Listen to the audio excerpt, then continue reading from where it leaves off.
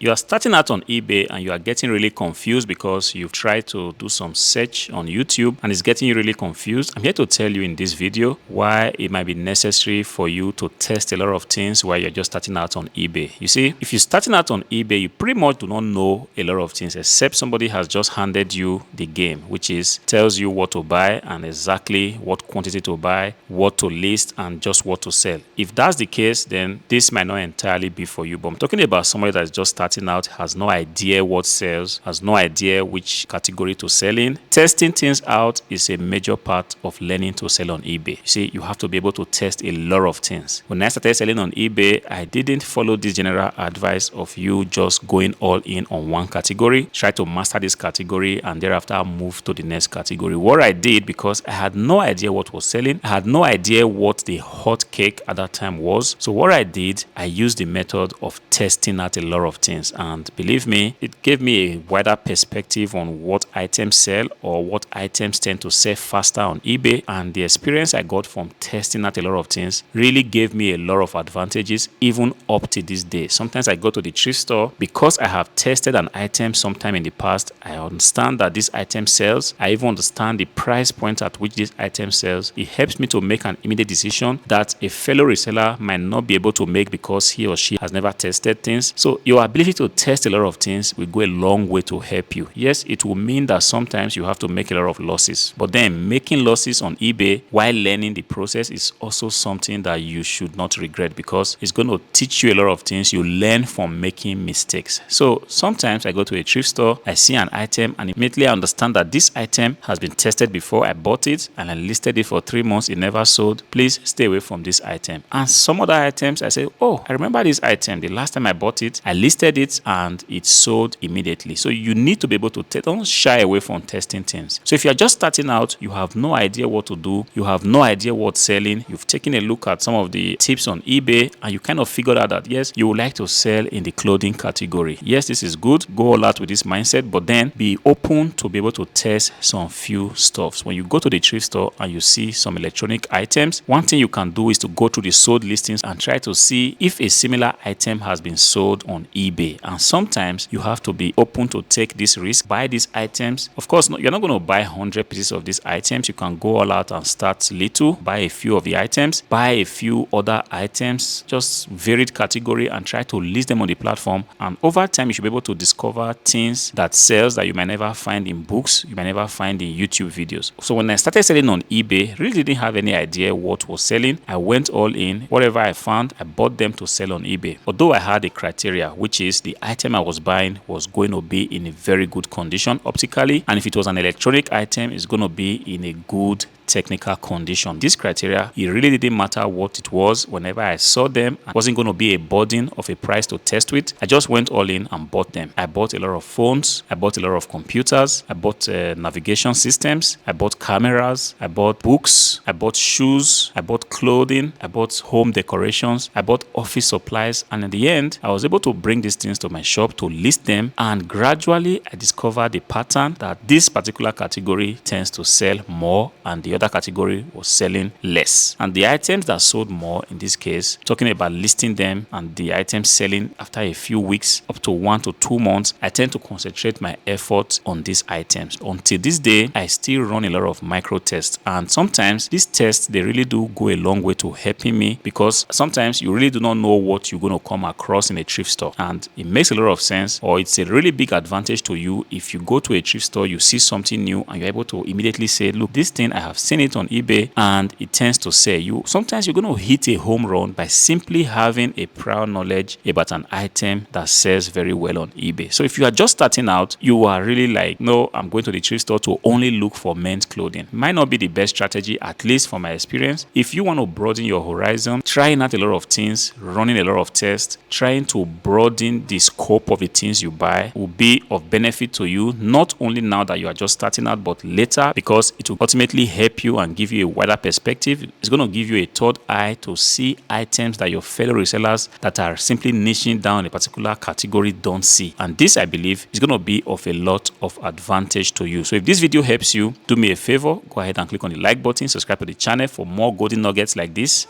Until I see you again, peace.